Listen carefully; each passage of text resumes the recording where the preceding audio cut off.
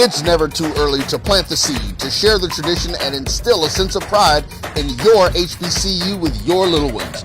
HBCU Pride and Joy Children's Boutique helps you share your school spirit with a wide selection of adorable kids apparel and accessories officially licensed from your favorite HBCU. Visit hbcupridejoy.com and follow us on all social media at HBCU Pride Joy on Facebook and Twitter. Now, you can live in Texas and not have a good red meat blend. Texas Cowboy Dust is designed for steak and other red meats. It's out to be my most popular spice blend, made with onions, peppers, ground mushrooms, pink salt, and other spices. Texas Cowboy Dust also goes great with chicken, pork, vegetables, and adds a restaurant quality sheen to gravies and sauces.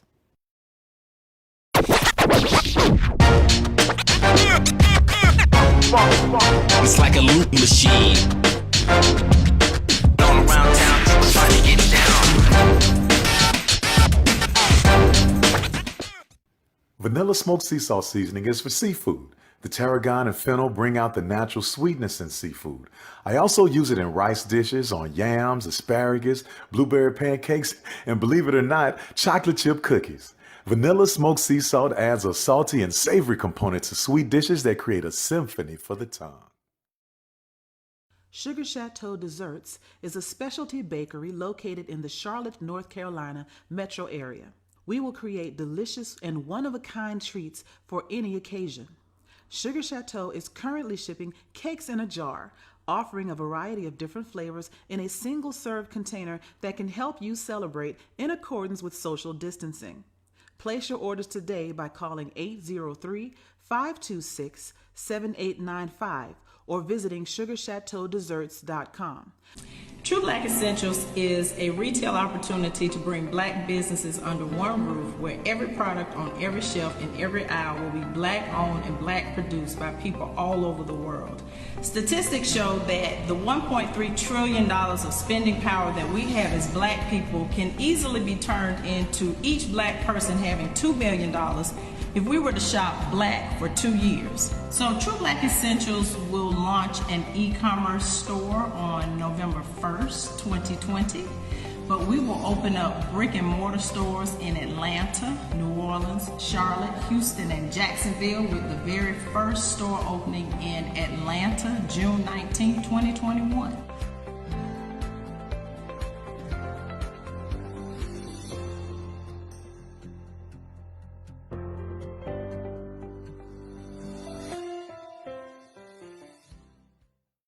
I'm attorney Clinton Paris, and Tampa's my community. I grew up here, went to school here, and my wife and I make our home here. What makes Tampa special are its people. So when I represent someone injured in my community, it's personal. Call my office and speak to a real lawyer and not some referral service. I will fight the insurance companies to get the settlement that you deserve. At the law office of Clinton Paris, we take the pain out of being heard. This is Ryan. YT Productions.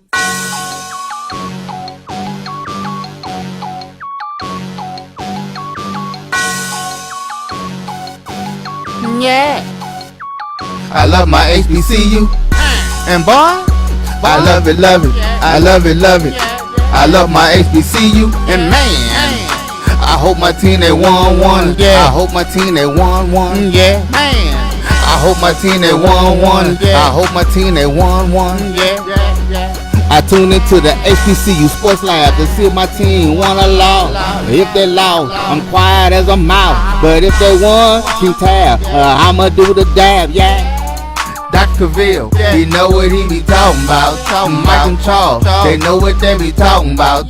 They compress the analytic data with your hip hop. If you know them like I know them, they gon' tell you if your team, if they won or lost, and who the ball. So listen to Professor, yes sir, and pay attention, cause he gon' teach a lesson. And you gon' learn today, how your team they play, how they play, boy. You gon' learn today, how your team they play, how they play, yeah. We represent that swag, that MEAG, and let me say, what's up to Tennessee, stay, tune into that. This is Dr. Cavil with Inside the HBCU Sports Lab with Mike Washington, Charles Bishop. Mike is still out on assignment. It looked like I was a little bit out on assignment enjoying the Memorial weekend, I guess, the extra day maybe got me excited. But sitting in for Mike is none other than A.D. Drew. And we'll be bringing in shortly none other than Rob Calloway. We're going to really pay homage to an individual that meant a lot to people in the SIAC, Morehouse, as well as the Atlanta area. So we had a couple of people that had direct experience with him, and we want to speak to that. With that being said, welcome to episode 143 of Inside the HBCU Sports Lab, radio show and podcast, a show that's covering the sporting HBCU diaspora, all things HBCU sports with institutions large and small. From NEIA to the NCAA, we share insights and information on the HBCU sports culture, HBCU athletic aesthetics to facilitate the story of HBCU athletic program in the business of HBCU sports. I'm your host, Dr. Cavil, along with co-host Mike Washington, Charles Bishop. We're filming from our home studio and sending a signal live to KCOH 1230 AM studios with the Texas Radio Hall of Famer, Ralph Cooper, in the beautiful home of Texas Southern University from Houston, Texas. With that, we have none other than Rob Calloway. He's in here and really want to talk about Coach Brewer as today's episode of Inside the HBCU Sports Lab is sponsored by THG Agency. THG Agency is a company that provides sporting, educational, consulting, and data analytics. Usually I would jump off and ask everybody how they're doing, but because of the solemn occasion, we're going to jump in here and just do the acknowledgement. Morehouse community mourns the loss of longtime head basketball coach Grady L. Brewer. Those in Atlanta know him deeply and in different ways as a tremendous father, husband, not just as a coach. And so I had some of my colleagues reach out to me, Rob, in terms of that. And Rob, when he reaches out to me, I know it's serious.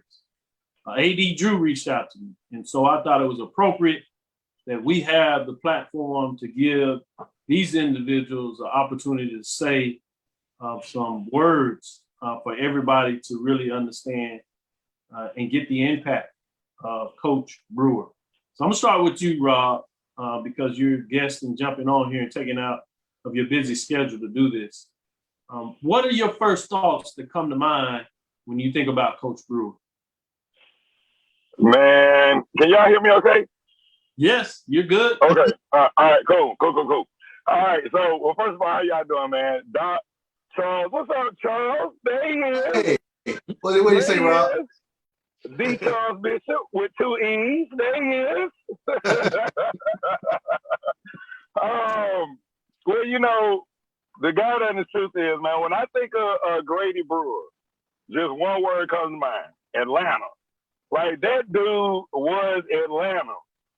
You know, he grew up in Atlanta, you know, went to high school, was a well-known basketball player at Frederick Douglass High School, you know, went to Morehouse, ended up, you know, coaching a little high school basketball and then going back to Morehouse to be an assistant coach for some years. And then he took over the helm there at his alma mater. And, you know, the God honest truth is, you know, to me, this is what he represented. And, you know, in the AU Center, it's been a lot of fluctuation, right? Ever since Morris Brown and the whole thing, and Clark Atlanta University just can't ever seem to be able to find a coach that fits, you know, whatever it is that they're looking for. At Morehouse College, within the AU Center, Morehouse College, their athletic department represented stability. When you talk about guys like Coach Brewer and Coach Rich Freeman, the head football coach there, you know, those guys are program guys. They've been there. You know what I'm saying? And they've outlasted, I mean, I don't know how many coaches they've had at Clark Atlanta University.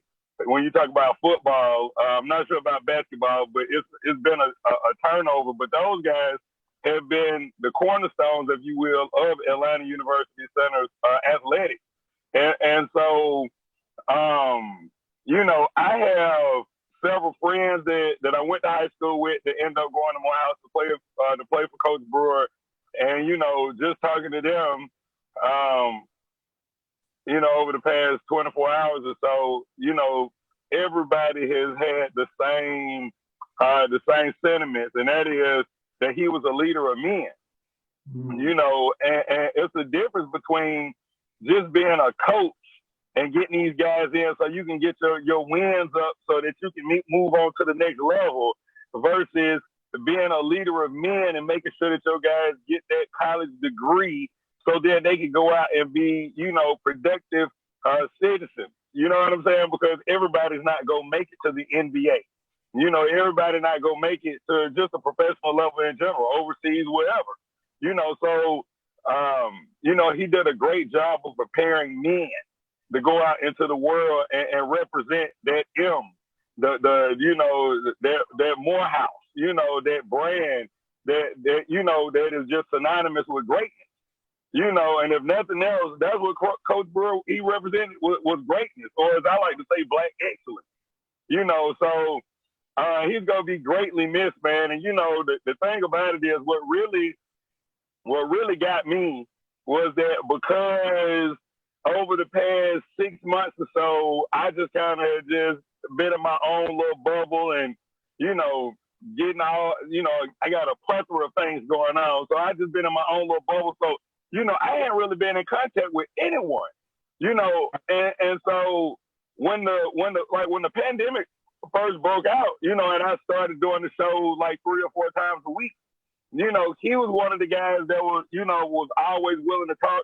And I'd be very honest. Now, I mean, you know, he was giving me a lot of information about this. Like, I knew about the SIAC before. You remember I hit you up and was like, hey, you heard about the SIAC?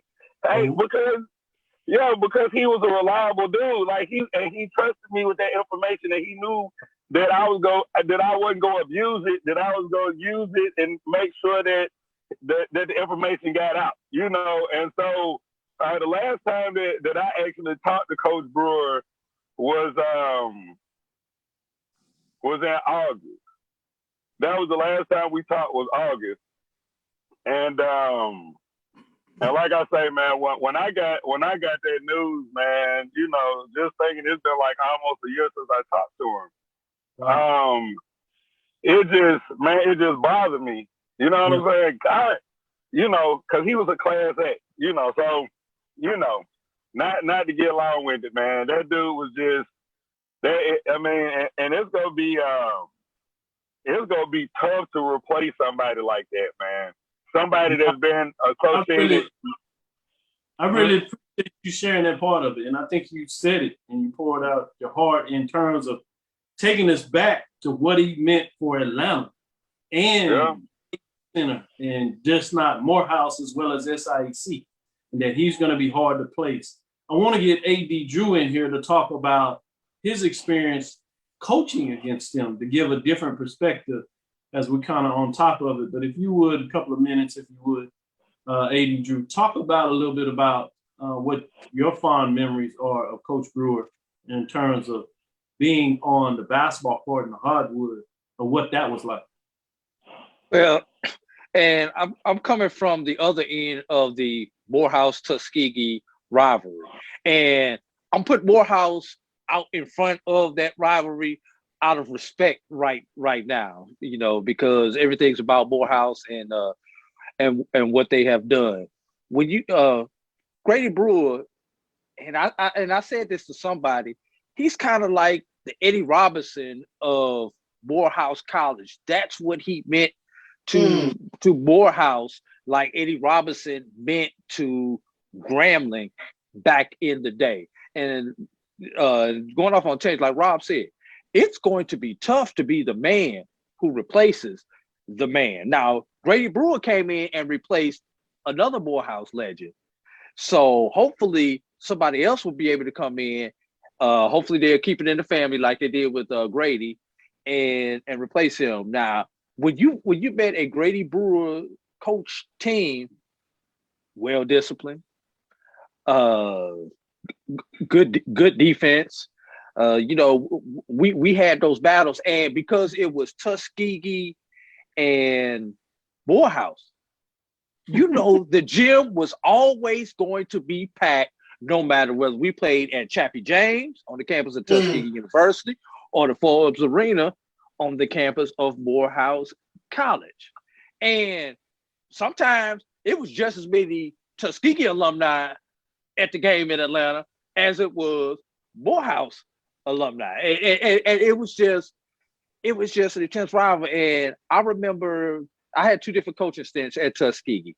And this was during our first coaching stint. Now we had one of those bad teams. I think we had 3 or 4 wins going into the SIAC tournament.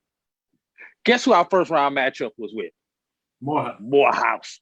The Maroon Tigers. Golden Tigers versus Maroon Tigers. And we upset them in the first round of that tournament.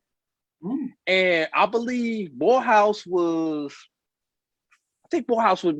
have been like number 1 on this before they went east-west. Morehouse may have been a number 2 seed, which tells you how bad we were if we're playing the number 2 seed in the first round of the SIAC tournament. And we somehow eked out a win against them. And I turned around to our head coach and I said, Coach Wagner, I was like, damn, you know something? I think we may have just blown Morehouse's chance to go to the D2 playoffs because they had a team that was that good. And of course, but you know how they say, anything happens in a rivalry. And that particular night, we were better. I haven't had time to go back and look at the records and see what that all-time win was against in that Tuskegee Morehouse rival when we played each other, let alone go back and see what we did. And when I say we, when I was a part of the coaching staff against Morehouse, but I just know that we beat them on that day. And of course, you always remember the victories more than you remember the defeats. And we defeated them on our way to 2010 SIAC conference championship. And the sweet thing about that was Morehouse was the host of the tournament that particular year. So Grady Brewer was gonna be missed. As someone who's seen this happen a couple of years ago, it's been just before COVID hit. Tuskegee University lost a good friend of mine, Edward Carvin, who was an assistant basketball coach and head softball coach at Tuskegee. So my prayers are with that program because for this to happen, and ironically, it's about the same time as far as when the season goes, when Carvin passed away and Brewer passed away, and these people passed away doing what they love. Grady was still the head coach. Carvin was still the head coach. So, it's going to be tough on, first of all, the kids who are there. It's going to be tough on. And correct me if I'm wrong, he actually has a son who is on the team right now. My prayers go out to that kid because now you can't go to your dad's office the same ever again. The head coach's office, which used to be your dad's office. And I'm pretty sure that particular person has been going to that gym for 20 plus years because that's his dad. That was his dad's place of employment. Yeah, so, and then for all the alumni and everything else, and I hate to say this, but is there a place big enough in Atlanta to potentially hold the services for him? Oh, wow. Yeah, no doubt about it. He was that loved in Atlanta. No doubt. I really appreciate both of you, Rob, Calloway, and yourself, AD Drew, sharing that connectedness that we really talk about the HBCU connection. And while I didn't have direct dealing with Coach Brewer, as I was moving into the SIAC and working with Greg Moore, the commissioner, I started to get a chance to really get a better insight of the SIAC, obviously coming from the Alabama A&M side as they were transitioning from the SIAC. And the SWAC gave me a great appreciation and some of the relationships I had with Miles. But we're up against it. I wanted to give a moment of silence before we go to our break to really provide the due memory in terms of Coach Grady L. Brewer, 1980, graduate of Morehouse College, and player, coach, and much, much more to the community of SIAC, Atlanta, AUC, and all of the above in terms of SIAC and the HBCU. So with that, stick with us. We're going to take a moment of silence. We'll be right back after this break.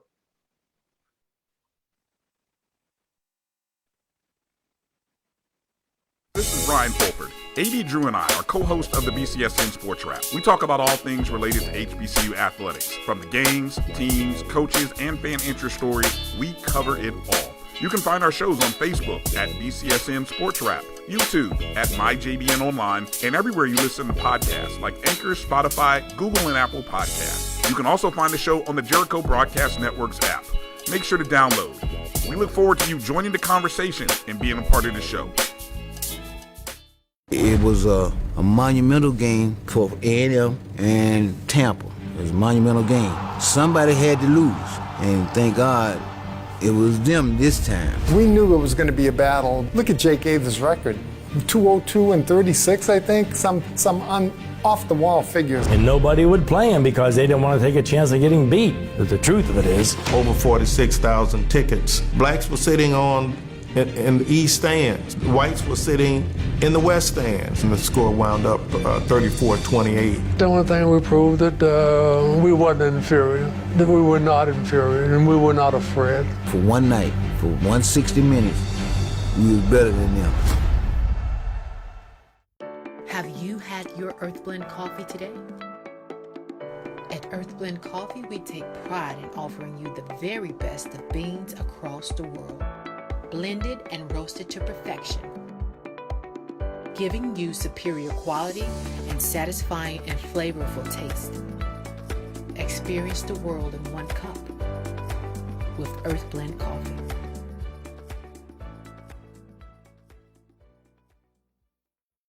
Let's face it, shopping for insurance can be time-consuming. That's why when it comes to your auto, home, and life insurance needs, make things simple and trust the experts at Allstate. They will help you get the coverage that fits your needs while helping you bundle your life, home, and auto policies. Bundling saves you money, sure, but it also saves you time, so you can enjoy the things that matter most even more. Contact me, Tammy Haynes, your local agent, for a free personalized insurance quote. Allstate, are you in good hands? How they play, boy, you gon' learn today. How your team they play. How they play, yeah. We represent that swag, that MEAG, and let me say, what's up to Tennessee? This is Dr. Cavil with Inside the HBCU Sports Lab with Mike Washington and Charles Bishop. Sitting in for Mike, we have as a guest co-host, AD Drew, giving us some knowledge. We're going to jump into it as we're still dealing with a little bit of baseball, but we've really chopped it up on baseball.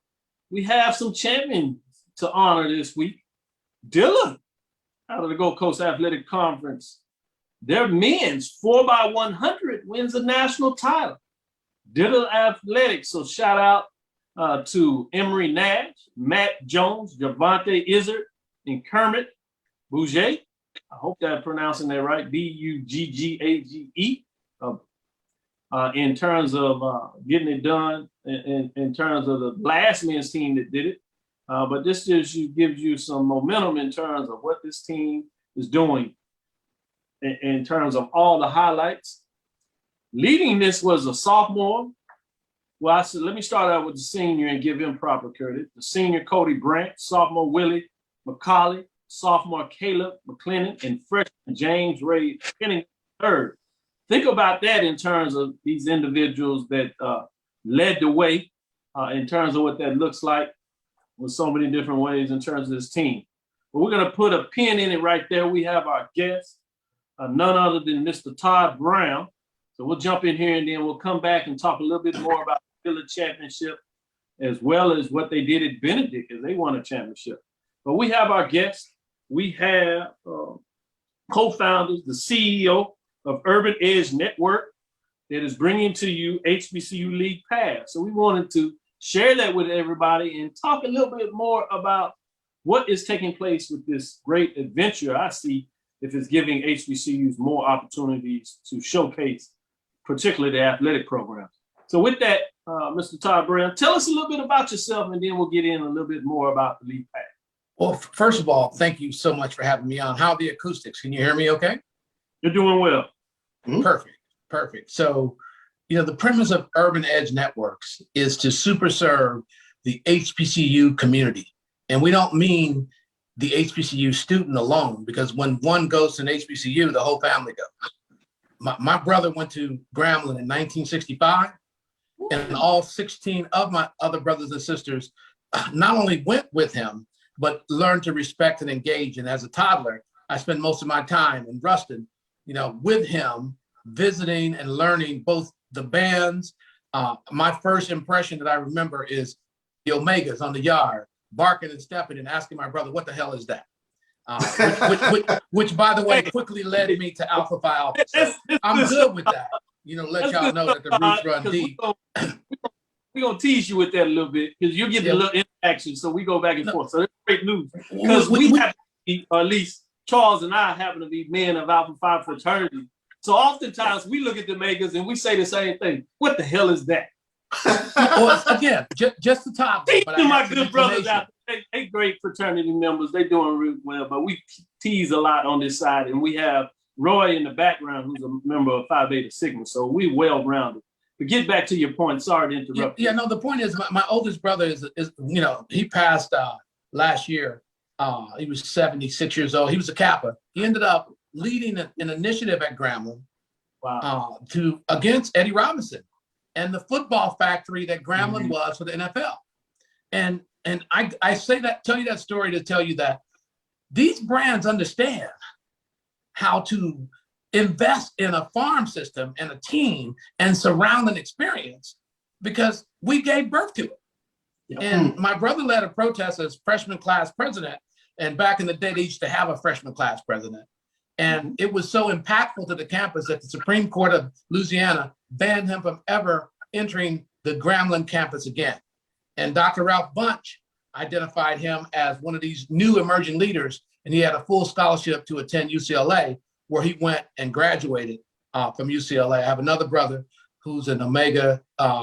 He didn't pledge undergrad, but he went to Grambling. And I have another various family members affiliated. So 5 of my earlier siblings went to HBCUs, in the 60s and 70s. And so my legacy from Fairleigh, Louisiana, comes from that place. And my father was military, which is also interesting because the lion's share of military officers come from HBCUs, even though the United States Army and its partner, BBDO, spends no money on HBCUs relative to the $400 million they spend on advertising and recruiting.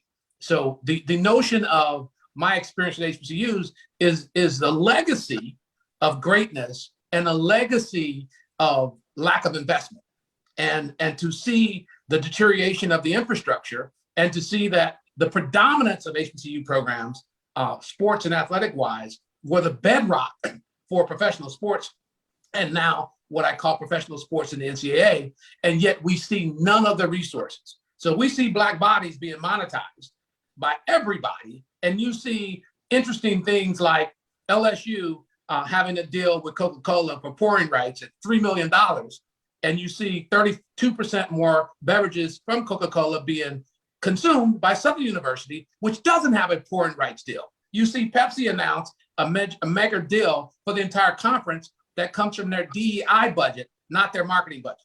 So the idea of HBCU and Urban Edge Networks is to bring the money back. I grew up in Oklahoma where I saw the predominance of Anglo-Saxons driving around a dirt track in buggy cars. And now I live 10 miles from the Texas Speedway. And so from Thursday to Sunday, you do not see an inch in that 10-acre parking lot for a brand not covering the pregame, the middle of the game, in the stadium. Even the car driver himself is completely wrapped in brands, every inch of that state. So what I say, Urban Edge Networks, and what I say, HBCU League Pass, let's invite these brands to the 50 NASCAR events that take place in the fall and the 35 that take place in the spring, called the 14 sports that HBCUs are engaged in. And let's re-bring those brands back in a way that supports as opposed to exploits those experiences. So when you talk to the 5 conferences, you'll start to hear about deals that they've made as far as their linear rights. And you start to see that if you don't attend an HBCU game, you don't see an HBCU game. And you may see one on midnight or on YouTube or edged out, where those are the same world-class athletes given an opportunity to actually participate in world-class facilities. They're going to choose home, because guess what happens? After 100 athletes are recruited at Alabama, 20 get to play, 80 of them in their athletic dreams, and they were trapped in a non-transfer rule, even though the coach can transfer at any time. And now we're trying to bring that energy, that money, that monetization, that infrastructure build out back to the HBCUs so they can retain and move forward these athletes. Imagine if, and we have a deal with the Negro League Baseball Museum, there were 115 Negro League teams. Most people will tell you, sir, that there were 8, because that was the 8 that the white people recognized. There were 115. And imagine one of the initiatives that we're doing, we're relaunching the Negro League Baseball with a focus on a crescendo game that we have in our vision for the Negro Leagues to play at the Negro League Museum at a stadium named by a former HBCU and Negro League alum. And here's what we mean by that. They have an initiative right now called RBI, Rejuvenating Baseball in Inner City, or something close to the R. And they have 7 stadiums they've identified. But guess what Major League Baseball doesn't have, sir? A relationship with the HBCUs. That's right. So how are you going to tell me that, by the way, my Dominican brothers are doing a great job. About 80 of them a year end up in the major leagues. But they don't have the swag that comes from our experience in America and our connection with HBCUs and the way we play baseball. And so the dream that we have for HBCU League Pass is to create a place for what we call non-revenue generating and revenue generating sports to exist. And if we wanted to be blunt, there ain't no revenue generating sports at HBCUs. They're all losing money. The bands are losing money. By and large, we're used as tokens, fodder for big machines. And we got to take those games, sir, because guess what? That's the only chance we're going to make some money, by getting our students potentially hurt playing against people that average 30 to 40 pounds more than them, have better equipment, better eating tables, better facilities. And we got to go there because that's a chance for us to make $100,000 by serving ourselves up to these majors. I think UCLA just announced that they're going to give us some of these nice charity opportunities to get us wiped clean. And then more important than that, the reason we did it is we know that streaming is where we're going as a people. And we also know, no matter what you hear, sir, there's a reason why Deion Sanders is on ESPN2 and ESPN1, because most of the facilities at HBCUs are going to be COVID hotbeds. We couldn't open during the regular season. We do not have the ventilation, the infrastructure, the basic needs in order to make that experience, not just safe for the students, but safe for the athletes. So when you shifted that season, the few people that could play, we were competing against spike ball and cornhole. And so much better to show a product that was in the off season, but by and large, they don't want the cannibalism of the HBCU product against a product they've already paid billions for to show in mainstream, which is black bodies at white institutions. Now, I'm going to be very specific now. This is an opportunity. One last thing I got to say. No, this is an opportunity. We're gonna bring you back. We want to get more in it because you're finna drop some more dimes. So we're gonna give you another 15 minutes, but let's take a quick break, and we'll bring you right back at this break. If you can stick with us, we'll give you some more time to come back and really break down some more parts of that. So we got a little more time. We brought you in there, really get in there. So this is Dr. Bill inside the HBCU Sports Lab with Mike Washington, Charles Bishop. Sitting in for Mike is AD, and we have Charles with us. We have Mr. Todd Brown that's bringing you the HBCU League Pass and of Urban Edge Network, the CEO. He's breaking down what this company is planning to partner with several of the HBCUs in the conference in terms of developing revenue infrastructure. After this break, we'll get in a little more detail, and then we'll have room for a question or two as we move forward. Stick with us. We'll be right back. Since 2002, Empowerment Resources, Inc., a nonprofit organization, has empowered more than 1,500 youth and adults in Duval and surrounding counties through its programs Journey into Womanhood, Girls Mentoring, Life Skills for Teens, and Parenting Education Coaching. To get involved with programs, volunteer, or donate, visit www.empowermentresourcesinc.org. Follow us on social media, facebook.com/empowerment.resources and instagram.com/empowermentJAX. The Cavil Group is a Florida-based marketing and training consulting firm. We help businesses communicate to their target audience and engage them in conversation. We also help to expand their audiences, which will ultimately result in growth for those organizations. In addition to being a certified constant contact specialist, my colleagues and I are also certified in John Maxwell Leadership Principles. We use these proven principles to conduct workshops, training, and private coaching sessions for individuals and companies looking to take things to the next level. Contact us to schedule a free consultation. Issues today, don't delay, call Cavil. How they play, boy, you gon' learn today. How your team they play. How they play, yeah. We represent that swag, that MEAC. And let me say, what's up to Tennessee, stay. Tune into the HBCU Sports Lab.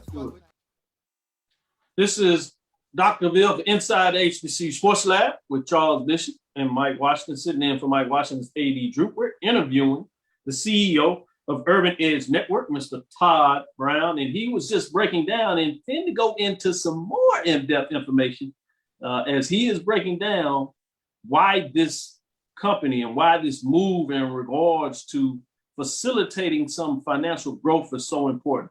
So as I interrupted you, I apologize about that, but wanted to make sure I give you time to take us into that next message that you were going to give. Go ahead. Sure. So first of all, I'd like everybody to download HBCU League Pass. We're on Roku TV. We're in Apple, the Apple Store, as well as Google Play. We're going to be in 303 million devices. And it's our job to drive engagement with brands. And the notion of our context on programming starts with a show that Dennis Scott is going to be hosting. A lot of folks don't know that there's 13 former NBA players who are now coaching at HBCUs. And so those coaches are not getting the shine and the exposure. And then folks, here's what folks ask me the most, Dr. Cavil. How in the hell are you going to do what ESPN does? And I told them how many Black people I know that work at ESPN, that work the cameras, that work in front of the cameras, that shoot it, that produce it. I tell them how much HBCU content is the #1 trending content on an area that they never get paid on. It's called Instagram and Facebook. And I tell them about all of the free content that we produce, and none of it gets produced in a way that is delivering value back to the source. This is Africa. We have 102, if you count Morris Brown, African continents and potentates. And we have everyone tapping into that vein, and nothing is coming back to Africa.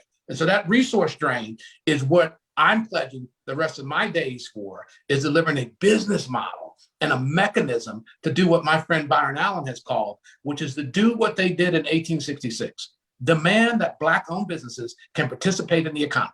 Not 1964, which you can drive a truck through, which gave minority, meaning white women, which gave LGBTQ, which means everybody except Black people, which gave disabled. Everyone's got this law, and that law is for them to participate in the economy. We're holding the economy accountable for doing business with Black. We're teaching people a new word.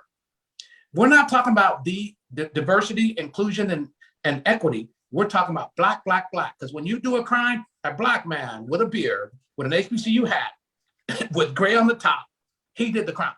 But when it comes to an economic conversation, it's minority, it's diversity, it's DEI. So the idea of us having a conversation about showing any of the activities of the 101 institutions and the 14 sports that they know about, the bands, which generally are losing money. And why isn't our bands being sponsored? You know, to be in a situation where we're paying to do not original music, but cover music, and having an expense in that way, and then moving into the third tier of our business model, which is gaming, which we're dominating gaming, but everyone else is monetizing that gaming. So a business model says that advertising, subscription, live games, in-app opportunities, and then moreover, it says that if we represent 13% of the economy, 1.3 trillion, and we influence 7 trillion, why can't we be surrounded in a way that you surround uncomfortable, Confederate flag waving, 100% Fox leaning NASCAR? So we know you're not scared of the edges, because that's the edge. And it's fully supported by American 1,000 brands. We're asking you to repatriate that back to it. Now, understand, I'm not forgiving us either. We have a lot of HBCUs that just they're not in the business of business. They're not led by business folks. They do deals that are not in their best interest, and they are happy if the conference makes $2 million and divide with 14 teams across all of their sports. And they've done deals with some majority white folks who have told them that you can't monetize HBCU sports because it doesn't draw a number, doesn't meet a Nielsen measure. There's no economy to charge black folks an extra $50 a month in their cable bill so they can see a game that you choose. We're bringing a model that we're going to partner with brands. We're going to create opportunities for folks to play games that make sense and that are well received. And we're not going to set up a David and Goliath match where only way you can do at Southern University is go play up against UCLA, which by the way, these programs make 75 to 100 million profit, and you lose money on every sport. They make 75 million a year profit because they're surrounded by brands. They've done deals for linear television, and they move forward. So at the end of the day, a factoid that I leave you, all these sports are rooted in our DNA. The first HBCU started in 1837 in February in Cheney State. So that was before baseball, football, bands. Bands were perfected at Florida A&M. And now all bands are being influenced, but we're paying for the rights for music from mainstream folks. So I'm into equity, I'm into ownership, I'm into delivery of value. And the number one issue that we have is we don't have the infrastructure to really be competitive. So when my world-class son shows up at University of Alabama versus Alabama State, it's a no contest relative to who's positioned to develop him best, if indeed he makes it through Saban's jungle. But the reality of it is he or she is going to have a better experience with their own people surrounded, and they're going to matriculate and graduate and have an experience that lasts the rest of their life. So at the end of the day, we formed some strong relationships with key conferences where most of the sports are taking place. And we're putting on the table for the first time ever an opportunity for brands to partner with us so we can deliver this product in a powerful way. And then we're going to do what they call non-revenue generating sports. Women's volleyball, women's softball. We had a request to help fund an HBCU's golf team. So because of Title IX, they're about to lose another sport, but they didn't have enough money to fund the girls' golf team. So that's criminal. And we're asking a very uncomfortable question to our billionaires. Why aren't our billionaires funding golf for HBCUs? Because guess what? Stifel, major financial company, is funding NCAA golf for all of the white teams. So we need to be calling on our billionaires to lean into us the way that all those brands lean in. So at the end of the day, HBCU League Pass is revolutionary because Byron is suing mainstream and he's forcing them to do business with Black-owned media. And we are driving HBCUs to the trough for an opportunity to actually be valued and respected. And our commitment is to reinvest back into all of the infrastructures, starting with the gaming around sports, and deliver value to brands where they create a safe environment. And I say this out loud, Dr. Cavil, and I'll say it to you. No brand is happy, even though they pledged $50 billion allegedly to Black Lives Matter, no brand is happy to do business with Black Lives Matter. Because half of the country is against you when you mention Black Lives Matter, because it means a whole bunch of negative things, and it's been cast that way because we don't control our own narrative. However, when you say education, safest brand in the world, and you say HBCUs, you're talking about separating Blacks to build institutions and build delivery mechanisms to put them in a position to participate in the economy. And no one is against that, yet no one is spending any money toward it. We are here as world-class business folks who understand branding, who understand subscriptions, who understand advertising, to broker a conversation about delivering the value and creating franchises within what we call our Africa, which is the HBCUs. It's the rock bed of what we need to deliver. And that way we're not in the scarcity model, sir. So that's why we're doing it. That's what we're about. And that's what we plan to deliver to the millions of HBCU affiliated folks and a couple 100,000 that attend. Appreciate it. We got about 5 minutes here. I wanted to let Charles jump in here. I know he was so excited rocking back and forth. I'm going to let him jump in here and ask the question. Yeah, I mean, there are a lot of pieces to go here, but let me start here. Going forward, how huge is the subscription service or streaming with regards to consumers getting HBCU athletics?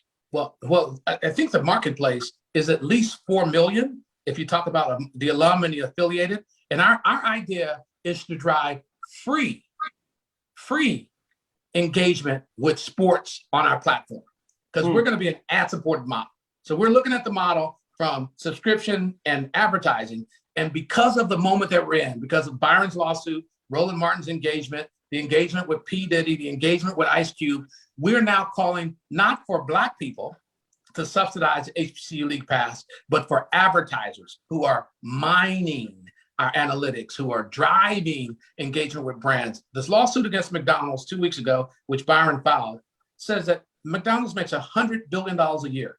Black people consume 42% of that product, yet they do 0.005% of business with Black media. And on record, I think it says less than $6 million they spend on Black media.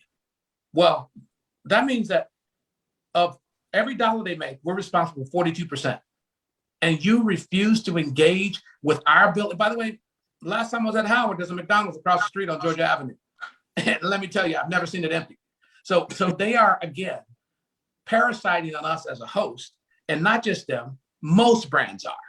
And we're asking those brands to do for us what they do for these white boys that are driving around that dirt track that is now a multi-billion dollar business called NASCAR. So we know how to do it. And so we believe that it's an advertising model. We believe that brands have the right to harvest multi-generational Black folks.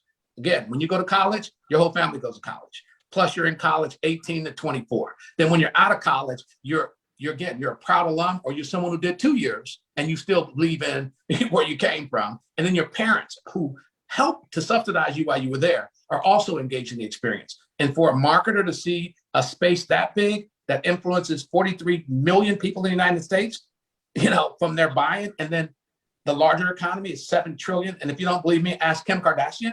They know how to harvest our culture, but it came from us. Sure thing. No doubt about it. We're right up against it, but I wanted you to give an update for them to download the HBCU League Pass and how they could go get more information if they want to stay engaged. With so the Roland Martin is leading the drive, Dr. Cavil. We're using Operation Breadbasket. This is a very simple concept that Dr. King came up with. So first, you have to position a direct product, that allows them to pour into. And then you have to educate the marketplace. The Black marketplace spending 1.3, I think it'd be the 5th or 6th largest economy in the world at 1.3 trillion. And if you talk about the influence, you can go up to 7. But if you knew that for 42 cents of every dollar, that 42 cents of every dollar from McDonald's came from you, your demands on McDonald's will be a little bit different. Or your ability to say, I'm good with that, and us not participating in their supply chain. Same thing is true for Target. Same thing is true for all of the brands, because you don't get to an economy, and again, HBCU League Pass on all platforms, you don't get to an economy where there's $250 billion worth of advertising and you're getting 100 million. That's 0.0005. So that means everybody's screwing us. So the conversations that we've had recently with all of the major brands because of Byron's lawsuit, because he bought the law firm that he used to sue Comcast, that he used to sue AT&T, that he used to sue Charter, and he won all those lawsuits and got a settlement because we have the right to exist. And we're saying we have the right to exist in this economy as well. And the demand is phase 2, educating the people. And phase 3 of this is being very focused on delivering a high value product where when they trust us, and I say to you again, sir, they trusted Quibi with $150 million for 6 months, from advertisers. They trusted it with $1.6 billion worth of venture capital. They trusted Facebook for 3 or 4 years so they figured out a business model. They trusted Refinery 29. They trust Google. They just don't trust our stuff. And so we're asking them to trust us or understand that we do have economic power. And in this moment, we're ready to exert that power. But the demand, it's easier to do business with us. And we think that HBCU League Pass is a way to build those strong relationships and deliver value back to the HBCUs. Well Period. said. Yeah. Well, I have more questions, but we'll get you back on. Let me know, sir. No problem. We certainly will bring you back. We'll make this a multi-phase interview over the next couple of weeks as you move forward and launch everything. This is the president, Todd Brown of the Urban Edge Network. Go and download HBCU League Pass on your mobile apps so we can support the brand and see all the features of HBCUs we want. They're doing some of the heavy lifting in the background. And so let's do what we necessary to support them. Again, thank you for your time. We'll be talking more often to make sure that you have a platform to get this information out. As things We're very move. excited. Thank you for having me on. No problem. Thank you for jumping. All right, gentlemen. Thank you so much. Take care. This is Dr. Cavil inside the HBCU Sports Lab with Mike Washington and Charles Bishop. Stick with us. We'll be right back after this quick break, and we'll close out the show with the last 15 minutes. Shop Velvet Online Women's Boutique to spice up your closet with trendy, unique looks. We have fashionable and chic looks at very affordable prices. Velvet Boutique offers free shipping all year long on all orders. Shop online at www.melvetboutique.com. That's www.melvetboutique.com. Like us on Facebook and follow us on Instagram. Shop Velvet Online Women's Boutique. Are you hungry for authentic Caribbean food like jerk chicken, oxtail, red snapper, shrimp, tofu, and rasta pasta? Well, find your way over to Mango's Caribbean Restaurant, 180 Auburn Avenue, right next to Royal Peacock in downtown Atlanta. Them belly full, but we hungry. Mango's Caribbean Restaurant, open daily from 11 a.m. to 10 p.m. And on Friday and Saturday, we're open till 4 a.m. Come to Mango's and put some spice in your life. So we've got a good thing going. Mango's Caribbean Restaurant, 180 Auburn Avenue, right next to Royal Peacock in downtown Atlanta. For more info or directions, call 404-698-3992 or log on to mangoscaribbeanrestaurant.com. For instant coupons, text MANGOS to 313131. Tell your mama hungry, papa hungry, brother hungry. Mango's Caribbean Restaurant, authentic Caribbean cuisines. Open up the door, tell your mama hungry. It's never too early to plant the seed, to share the tradition, and instill a sense of pride in your HBCU with your little ones. HBCU Pride and Joy Children's Boutique helps you share your school spirit with a wide selection of adorable kids apparel and accessories officially licensed from your favorite HBCU. Visit hbcupridejoy.com and follow us on all social media at HBCU Pride Joy on Facebook and Twitter. Now, you can live in Texas and not have a good red meat blend. Texas Cowboy Dust is designed for steak and other red meats. It's out to be my most popular spice blend, made with onions, peppers, ground mushrooms, pink salt, and other spices. Texas Cowboy Dust also goes great with chicken, pork, vegetables, and adds a restaurant quality sheen to gravies and sauces.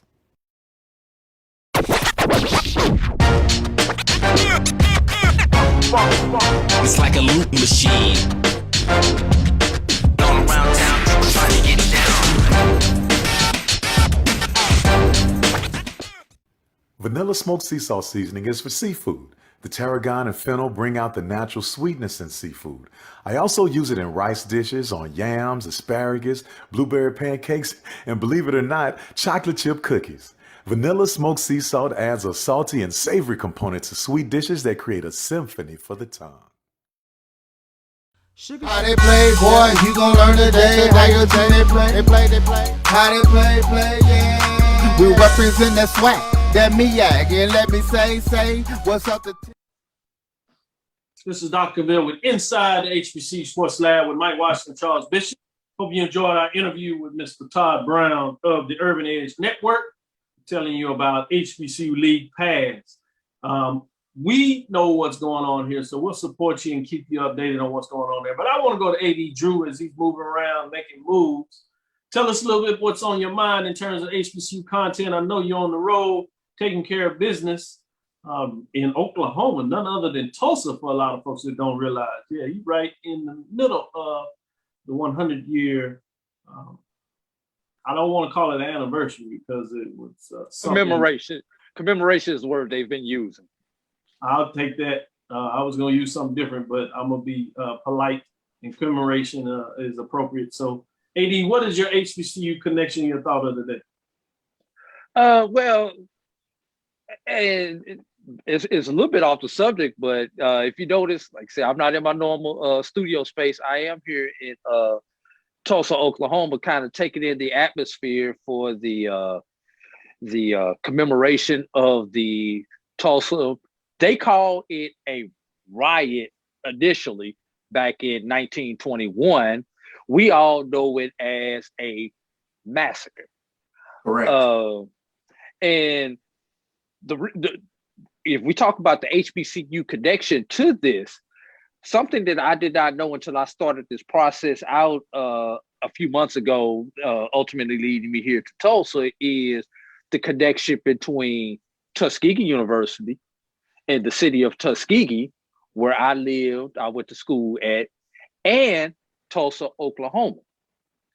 Why that connection? Booker T. Washington. Booker T. Washington, in Tuskegee, there was a community called Greenwood, which surrounded Tuskegee Institute, Tuskegee Normal Negro School for Colors, as it was back then. But the area immediately around that had its own post office, had its own businesses and everything. That was the model that led to, ironically, the Greenwood community in Tulsa. And it's not ironic. It was renamed after the community in Tuskegee. And it was Booker T. Washington, who I believe it was 1913, on a visit to Tulsa, says, hey, you guys have a Negro Wall Street here. Obviously, that term has transformed into what we now call today the Black Wall Street. So you want to talk about my HBCU connection? That's what it is. I did not know that. I did not know how deep the connection was from Tuskegee, Booker T, to Tulsa, Oklahoma, and the Greenwood Black Wall Street community. And you know, this community, and I hope I don't go as long-winded as our previous guest, but I got to get a couple of things off that I've experienced here while I'm here. Something else I did not know is I won't say we all know, because a lot of us don't know about the massacre, and because it's really just now coming into the forelight in the past 20 to 30 years, because it was something that Black folk just did not talk about, be it because they didn't know it, or when tragedy happens to you, you just kind of push it to the back of your mind. What I did not know is, despite the massacre and everything that happened in 1921, that community was rebuilt up into the late 50s. And we know what came along in the late 50s, like it happened to so many of our Black communities. They call it urban renewal. We call it urban removal. How did they do that? Like they always do. They put a highway right in the middle of the neighborhood to further separate the Black side of town from the white side of town, and the theater, which at one point in time was the only theater with air conditioning in the 19-teens, you know, had to be raised in order to put in the crosstown highway, as they call. And sooner or later, I'm gonna get these to you. I picked up a couple of some reading material. I have not had a chance to open it up, but this book I picked up here down on Black Wall Street. This was the commemorative newspaper that they had going out yesterday. So on my plane back to South Georgia, I've got a little bit of reading that I'm going to catch up with. Appreciate you sharing it. That is certainly powerful. Charles, I know you wanted to close out on some news that needed to be shared. So let me give it to you before we close out on the show. Sure. I mean, and this is breaking news this afternoon is one of Jackson State's leading receivers, Dalen Baldwin. He has decided to hit the transfer portal. He was one of Jackson State's leading receivers. He tied in terms of catches over the spring with 27 catches, 540 yards, and 7 touchdowns. So Dalen Baldwin will be hitting the transfer portal. And should be noted, Kings Boulware, he is joining up with Connell Maynard at Alabama A&M again. He'll be defensive line coach. So don't want to let that slide under the radar as one of the premier coaches that was at Winston-Salem State. He is now in the SWAC. No doubt about it. And we're going to take a deeper dive. Usually we save our Thursday show for more of our football news to get into it, a little deeper dive. And we'll get a chance to get in a little more of the track and field in terms of what takes place there. Obviously, everybody knows now in terms of Southern will head to Austin against University of Texas in that matchup. And then Norfolk State is heading to East Carolina for that regional matchup of baseball. Did want to give the update. We told you about the Dillard track wins men's 4x100 national championship. And then obviously we have Benedict College. Shemar Miller wins the triple jump national championship. So we got some national champions out there that I wanted to share. We did have a post by Kate Johnson asking to share the title of that book again. So AD, if you share that book title again, I would appreciate it. It is called Long Road to Liberty, Oklahoma's African American. Say that again. Oklahoma's African American History and Culture is the book. No problem, and we'll put it in the on my phone. Yeah. With that. Long Road to Liberty, Oklahoma's African American History and Culture. Want to shout out to North Carolina A&T again. They showed out in the East Regional. Obviously, Howard University's women's track team got into the mix. Coppin State getting it done. Norfolk State, so I want to give a shout out to them in terms of what they were able to do. But A&T women sending 9 to the national, and then you obviously have on the men's side sending 9. So they'll be in the hunt. It'll be fascinating to get in terms of Oregon to see what that looks like. We'll take a deeper dive in terms of what takes place there on Thursday. So tune in so we can get a little more into some of the HBCU updates and give you our thoughts in terms of what takes place and what does it mean as we move forward.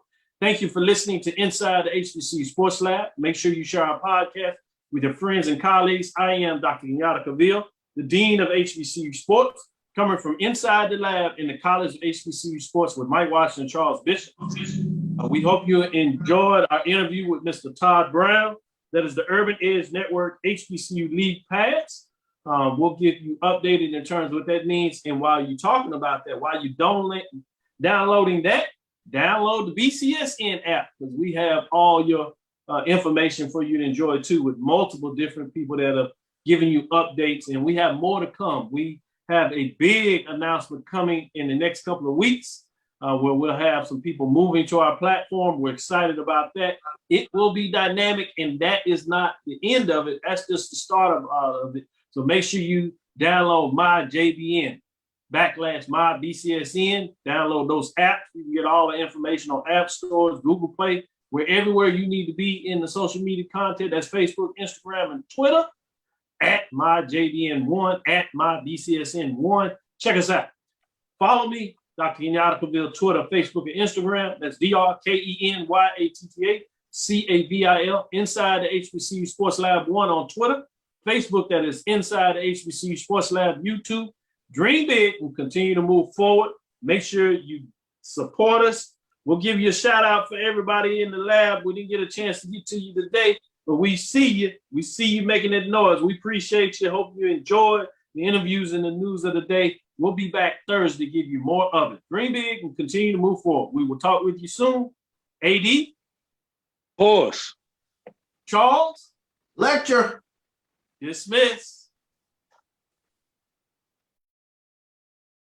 YT Productions.